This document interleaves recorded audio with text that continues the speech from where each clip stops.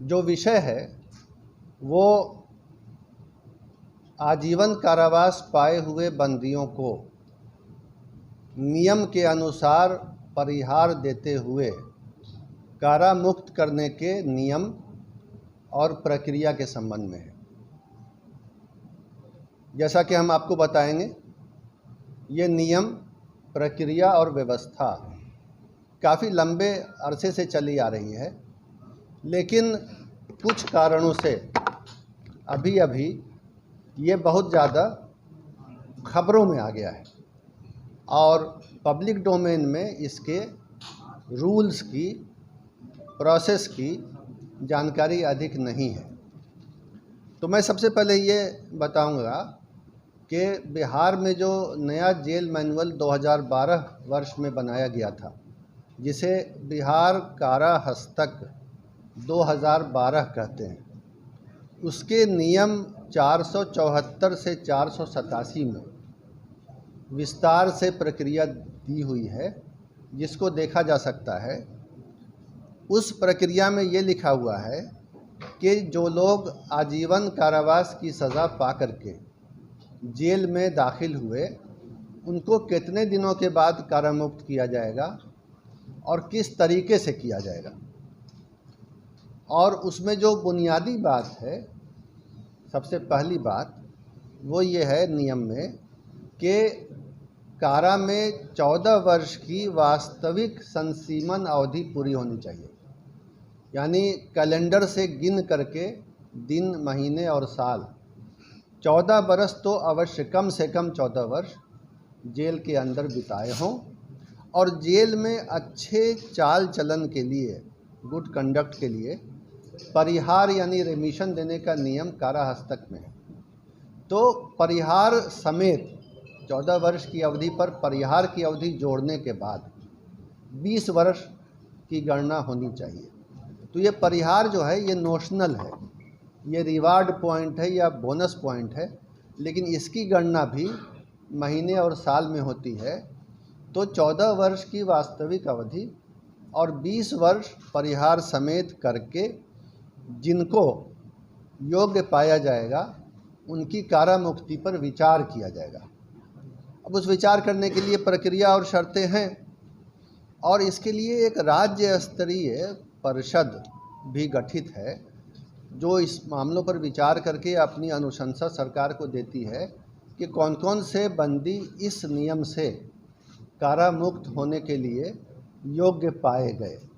उस परिषद का नाम राज्य दंडादेश परिहार परिषद है। तो कहने का मतलब ये है कि ये परिषद जो है कानूनी दृष्टिकोण से बारीकी से विचार करके, अपना माइंड अप्लाई करके, जिसमें जुडिशियल माइंड भी होता है, 2 विद्वान जजों का भी उसमें विचारण और मंतव्य शामिल होता है, उसके बाद ही कारा मुक्त करने का प्रस्ताव गठित करती है, जिस पर सरकार का आदेश लिया जाता है। पिछले 6 सालों में अब तक 22 बैठकें इस परिषद की हो चुकी हैं इसी विषय पर, ऐसे ही बंदियों को छोड़ने के लिए, और 22 बैठकों में 1161 बंदियों को छोड़ने का विचार, छोड़ने की बात पर निर्णय लेने हेतु विचार किया गया। उसमें ज़िले के एसपी से, प्रोबेशन ऑफिसर से और ट्रायल कोर्ट के जज से भी रिपोर्ट मंगाई जाती है। कुछ रिपोर्टें कारा मुक्ति के फेवर में होती हैं, कुछ कारा मुक्ति के फेवर में नहीं होती हैं रिपोर्टें।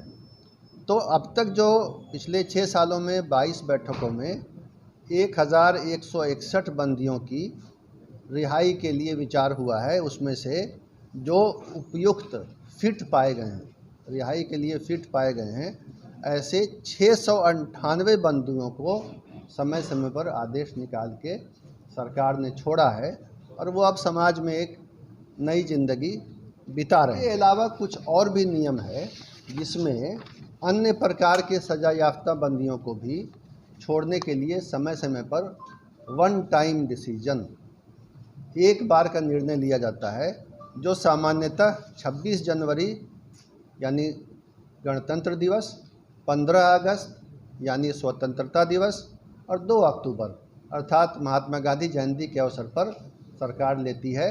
इस बारे में अक्सर भारत सरकार से भी राज्य सरकार को परामर्श यानी एडवाइजरी लेटर प्राप्त होता है। राज्य सरकार उसके आलोक में बंदियों को छोड़ने के लिए शर्तें तय करती है और उनको भी छोड़ा जाता है। अब तक 104 ऐसे बंदियों को विशेष अवसर पर, जो 3 अवसर मैंने आपको बताए, उन अवसर पर कारामुक्त किया गया है, सज़ा में छूट दे करके कारामुक्त किया गया है। और एक बार और ये काम होना है, जिसका आदेश संकल्प संख्या 2644 दिनांक 10 अप्रैल 2023 से के माध्यम से गृह विभाग ने निर्गत किया है और उसके अंतर्गत बंदियों की पहचान की जा रही है कि एक बारगी उपाय के तहत 10 वर्ष तक की सज़ा पाए हुए, ये आजीवन कारावास नहीं है, 10 वर्ष या उससे कम की सज़ा पाए हुए बंदी जो प्रथम बार अपराध कारित किए हों, इसके पहले दूसरा कोई अपराध नहीं किया हों, और जिन्होंने कारावास की अवधि के दौरान लगातार अच्छा आचरण बनाए रखा है, उनको प्राप्त सज़ा की अवधि की आधी सज़ा पूरी कर ली तो उसको समय पूर्व छोड़ने के लिए सरकार निर्णय लेगी। ये पहचान, ये प्रक्रिया चल रही है। ये सारी प्रक्रियाएं जो हैं, जो मैंने 2 तरह की प्रक्रिया आपको बताई, परिहार परिषद, जो राज्य दंडादेश परिहार परिषद है, उसके द्वारा जो आजीवन कारावास वाले बंदियों को छोड़ा जाता है, और अन्य अवसरों पर अन्य प्रकार के बंदियों को, ये सब चलता रहता है, सामान्य प्रक्रिया है। और इस प्रक्रिया को विभिन्न न्यायालयों ने अपहोल्ड किया है, स्वीकृत किया है, और ये एक अच्छी परिपाटी है जिसको राज्य सरकार फॉलो करती है। तो उसके आलोक में अभी जो आदेश निर्गत हुआ है और जो उसमें ये सारे नियम फॉलो किए गए हैं, उसमें किसी के लिए कोई अवधि के बारे में या नियम के बारे में या डीएम और एसपी या ट्रायल जज की रिपोर्ट लेने के बारे में कोई भी किसी के साथ छूट नहीं दी गई है। जिसके बारे में अनुशंसाएं आई, ज़िले के एसपी ने किया, जिसके बारे में डिस्ट्रिक्ट जज या जो ट्रायल जज थे उन्होंने अनुशंसा भेजी कि हाँ छोड़ सकते हैं। एसपी की रिपोर्ट आई, प्रोबेशन ऑफिसर की आई, फिर ये कमेटी बैठी, तब हुआ है। और किसी को इसमें कोई उन मामलों में जो शर्तें हैं बुनियादी, छूट नहीं दी गई है।